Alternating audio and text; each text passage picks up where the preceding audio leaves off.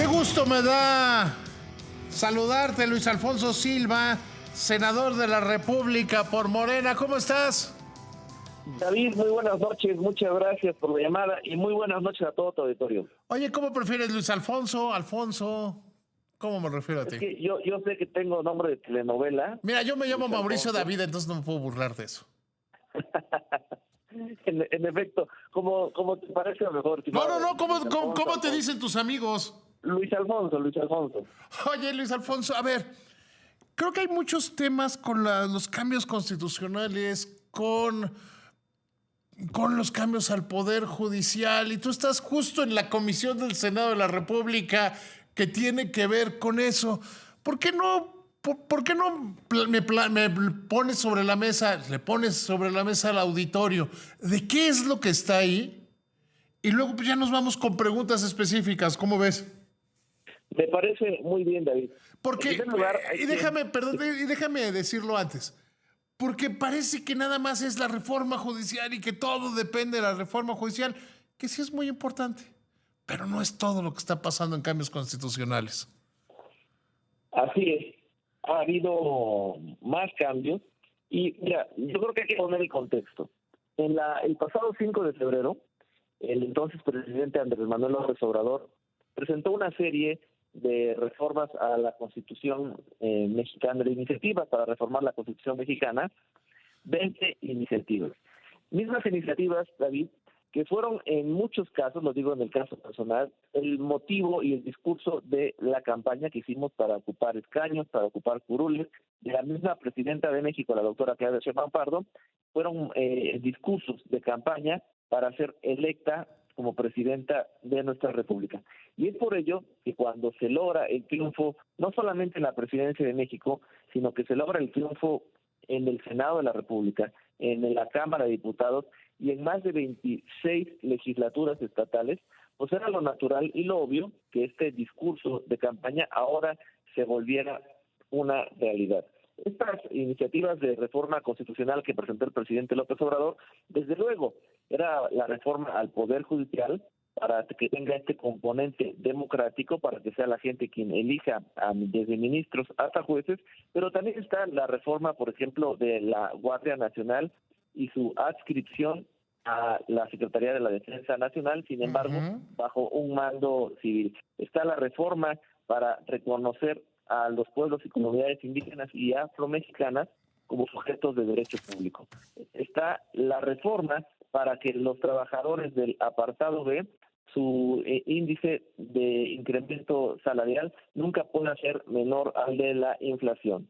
Está la otra reforma que justo estabas platicando de ella, que la doctora acaba de firmar el decreto de las industrias estratégicas del Estado, Comisión Federal de Electricidad y Pemex.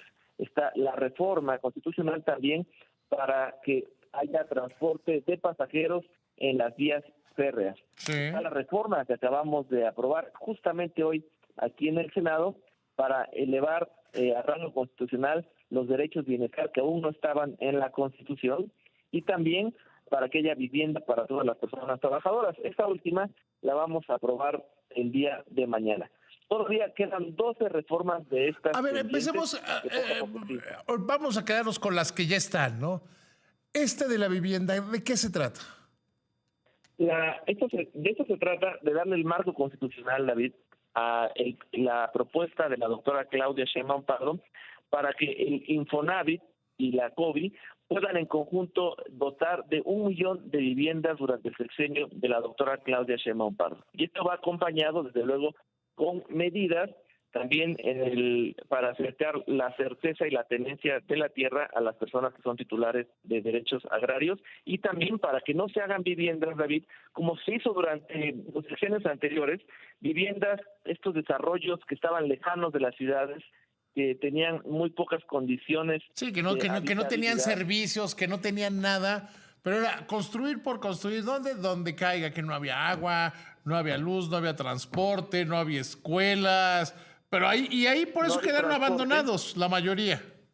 Que siguen abandonadas. Y creo que ese es un gran pendiente. ¿Qué se va a hacer con todas esas casas abandonadas? Y pronto lo estaremos discutiendo también aquí en el Senado. Y a eso le sumas, David, que también el transporte y la saturación de avenidas, de carreteras principales, para que ahora las personas tengan que trasladarse desde algún centro habitacional hasta su centro laboral. Sin embargo, pues esto queda muy claro que era una política incorrecta. De eso se trata esta reforma. Oye, a ver, pero en esa reforma hay algo que a mí me preocupa. Y tú, que por cierto me corrigen que eres senador del Partido Verde, ¿verdad?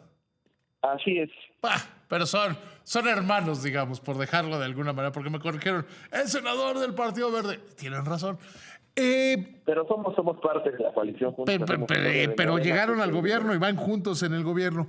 Me preocupa en esta parte de cómo se va a garantizar que el dinero de los derechohabientes del Infonavit no se pierde y que se tenga esa garantía que hoy tienen el que ha ahorrado 100 pesos en el Infonavit, que son sus 100 pesos y que luego no le van a salir con un fondo ciego. Ese tema a mí me ha preocupado.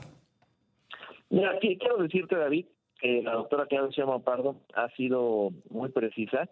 Para la inversión, para la construcción de 1 millón de casas, se utilizará recursos de los 3 órdenes de gobierno y también habrá inversión privada. Es decir, son 500,000 casas para derechohabientes del Infonavit y 500,000 casas para no derechohabientes, donde desde luego tiene que haber inversión privada para que se llegue a la meta propuesta. Oye, hoy alguien me decía que sería como lo que hizo el INVI en la Ciudad de México. Muy similar. Tú justo acabas de... Alguien me dijo, no te preocupes, sería como lo que hizo el INVI en la Ciudad de México. Y me lo dijo a la hora de la comida. Pues mira, sin duda, el ejercicio gubernamental que hizo la doctora Claudia Sheinbaum Pardo al frente de la ciudad más grande de Latinoamérica, la Ciudad de México, pues tiene que incidir en el ejercicio gubernamental ahora al frente del país. Oye, a ver, vámonos, es que son muchas de las cosas y hay que hablar de mucho. Hablaba de este decreto que reconoce cuál es la realidad de Pemex y de CFE. ¿Cómo lo ven ustedes en el Senado? Mira, sin duda es un cambio constitucional que tiene un fuerte componente ideológico. Durante la etapa neoliberal en nuestro país, donde se ponía al mercado al centro de todas las soluciones a los problemas que enfrentaba la realidad nacional, la transformación de Pemex y de CFE como empresas productivas del Estado la alejaba de este sentido inclusive de seguridad nacional que debe prever la generación de energía en nuestro país. El que ahora regresen ambas a ser empresas públicas, pues regresa este objetivo primordial de asegurar el servicio de energía eléctrica y también de generar el autoabastecimiento de hidrocarburos. Y si bien es cierto, dices bien, tiene muchos pendientes petróleos mexicanos, nos parece que con esta nueva administración centralizada tendrá mejores resultados que hasta ahora los ha tenido. Yo difícilmente podría estar menos de acuerdo contigo. Yo creo que primero, cuando se dijo que Pemex y CFE iban a ser empresas productivas del Estado, eso nunca pasó.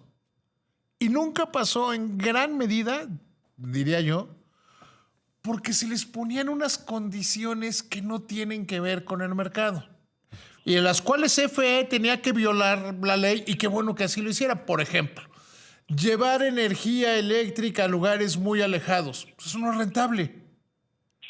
Y como empresa productiva del Estado tenía que ser rentable. O que Petróleos Mexicanos se convirtiera en una serie de islas y de penínsulas que todo el mundo tenía que ver con todo el mundo.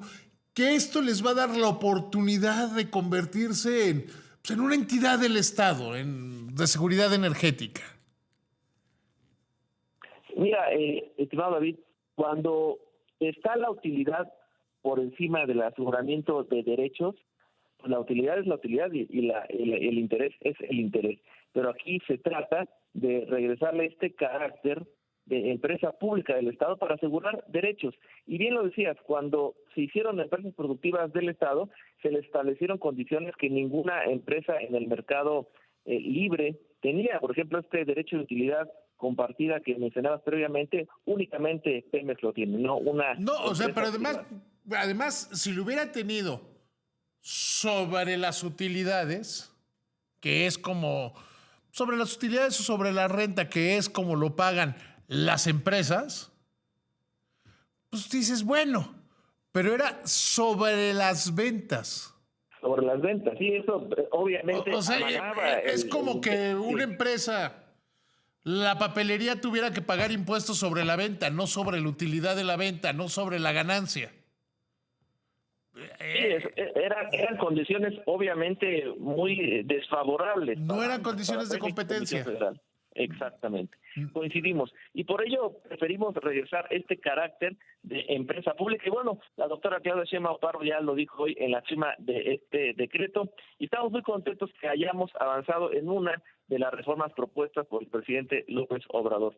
Pero si me permites, David, me gustaría que hablásemos de la reforma del Poder Judicial. Me parece Sí. que La últimamente quise ha dejar al habido final. mucha información. La ¿Perdón? quise dejar al final con toda intención. Y te voy a decir por qué, Luis Alfonso.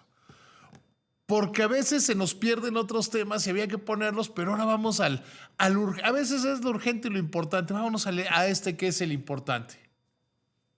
Así es. Mira, primero reiterar que las 20 iniciativas no fueron planteadas de manera aislada. Es todo una reingeniería del sistema jurídico mexicano, adecuarlo a una nueva realidad.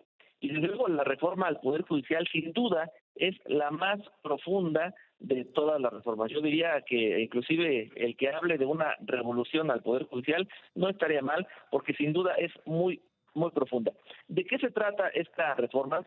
Se trata de que a partir de esta reforma se elijan por el voto los integrantes del Poder Judicial, que se limite el Consejo de la Judicatura Federal, que se elimine, que se distribuya en dos áreas, que se aplique el principio de austeridad y bueno, una insignia de esta administración y de la anterior, que las remuneraciones que reciban los miembros del Poder Judicial local no puedan ser mayores a las que reciba también el presidente de la República. Para lograr un cambio constitucional en México, David, se requiere lo que se conoce como supermayorías. En los sistemas constitucionales de todo el mundo, el mexicano es tal vez de los más complejos para obtener un cambio constitucional. Imagínate, necesitas mayoría calificada en la Cámara de Diputados, necesitas mayoría calificada en el Senado y necesitas mayoría absoluta en los congresos de los estados. Esta reforma fue planteada el 5 de febrero de este año, es decir, en la legislatura anterior, misma legislatura que dejó dictaminado esta iniciativa para que la aprobásemos ahora en la 66ª legislatura. Esta es la primer prueba, digamos, de complejidad constitucional. Esta prueba está establecida en países como Bélgica, por ejemplo, donde un cambio constitucional tiene que ser forzosamente de una legislatura a la otra. Posteriormente, se anunció por legisladoras, legisladores locales y federales que íbamos a ir con esta reforma, se obtuvo la mayoría y ahora después del proceso constitucional que establece con mucha claridad David, el artículo 135 derivado del artículo 39 que habla de que la soberanía nacional reside en el pueblo y que se ejerce a través de los tres poderes, es decir, el ejecutivo, el legislativo y desde luego el judicial, puede ser modificada de acuerdo a la voluntad popular. Este cambio constitucional entonces ya se logró conforme lo establece el artículo 135. Y algo que también me gustaría resaltar es que en este proceso de aplicación de la reforma constitucional está participando desde luego el poder reformador de la Constitución, que es todo este sistema legislativo que te acabo de mencionar, pero también el Instituto Nacional Electoral y también el Consejo de la Judicatura. Es decir, es una prueba, yo diría, institucional de que un cambio tan complejo, un cambio tan importante puede ser aplicado en México y ya vamos adelante. De todos los pasos previstos, ya se emitió la convocatoria por el Senado de la República, ya se instaló el comité de evaluación, que son los expertos jurídicos que determinarán por cada poder del Estado, es decir, habrá un comité en el Poder Ejecutivo, un comité en el Poder Legislativo y desde luego un comité en el Poder Judicial que determinarán quiénes serán las candidatas y candidatos que se pondrán a consideración de la ciudadanía. Yo te quiero hacer una pregunta, David, si me permites. Puedes hacer lo que quieras. ¿Tú sabes quién es tu senador de la República que te corresponde? Yo sí, pero yo es un caso... Bueno, y además le mando un especial. saludo a mi vecino Vargas. Claro, Enrique. Oye, No, porque además somos vecinos. ¿tú sabes quién es tu gobernador o gobernadora? Sí, claro. Pero yo no soy un caso. Bueno, a ver, ¿sabes quién es tu legisladora y legislador local? No, ¿Diputado? no. Bueno, pero sí sabes, más o menos. Bueno, desde luego conoces quién es la presidenta de México, por supuesto. Sí. ¿Me podrías decir quién es el juez de distrito que te corresponde por tu domicilio? No. ¿O el juez de lo penal, o el juez de lo civil, el juez de lo familiar? No. Absolutamente no, porque durante muchos años, David, se fue alejando y se fue volviendo opaco el Poder Judicial. Este debate que estamos teniendo hoy en México acerca del déficit democrático en la elección de titulares del Poder Judicial no solamente se tiene en México, se tiene en muchos países, y ya ha habido momentos históricos en México donde ministras y ministros integrantes de la Suprema Corte se habían elegido a partir del voto popular. Esta iniciativa la consideramos profundamente democrática. A ver, Sin pero duda, la oposición dice un que reto. este es el camino a la dictadura. La oposición dice que este es el camino a Venezuela. ¿Qué decir a eso? Mira, si no hubiésemos hecho el cambio constitucional, era cuestión de un año y medio, para que la presidenta de México, la doctora Claudia Sheinbaum Pardo, eligiera, en conjunto con el Senado de la República, del cual formo parte, eligiera quiénes son las ministras y ministros, y de esa manera, sin ningún problema, iba a tener ella como integrante, ella como representante de este gran movimiento nacional, hubiera tenido la mayoría. Sin embargo, esta reforma yo creo que es totalmente lo contrario a lo que argumentan la oposición. Una dictadura que busca que sea la gente que nos está escuchando, quienes elijan a las y los titulares, quienes van a juzgar casos en caso de que les lleguen. Me parece que es una Diría contradicción. Ricardo Anaya, pero le están diciendo de entre cuáles escoger, de las dos sopas que hay que escoger. Le estoy haciendo un poquito al abogado del diablo.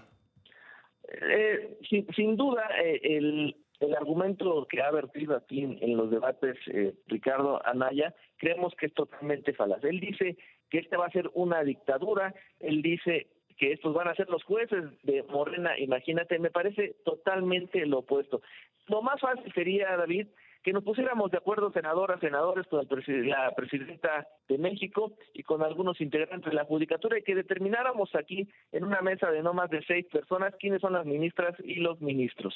Sin embargo, cuando se trata, en este caso, de juzgadoras y juzgadores que van a ser electos por el voto popular y que, como lo establece la reforma, van a estar sujetos en repetidas ocasiones de cada determinado tiempo a la ratificación, pues significa que tienen que hacer bien las cosas. Y cuando nunca en la historia de la humanidad se ha visto una dictadura que busque hacer del voto popular una herramienta de su férreo control. Me parece que esto es totalmente un sinsentido. Por eso creemos que es muy bueno que se elijan juzgadoras y juzgadores a través del voto popular, porque esto va a permitir que la democracia empiece a permear también, David, como un mecanismo para que la población mexicana, el pueblo de México, se involucre en la toma de decisiones y pues haya justicia, que finalmente es lo que todos queremos. Queremos un país en armonía, queremos un país con justicia,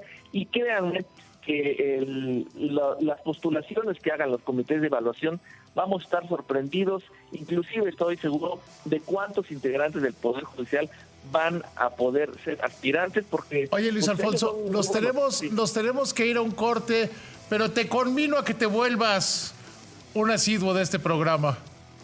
Con todo gusto, David, me encantaría volver.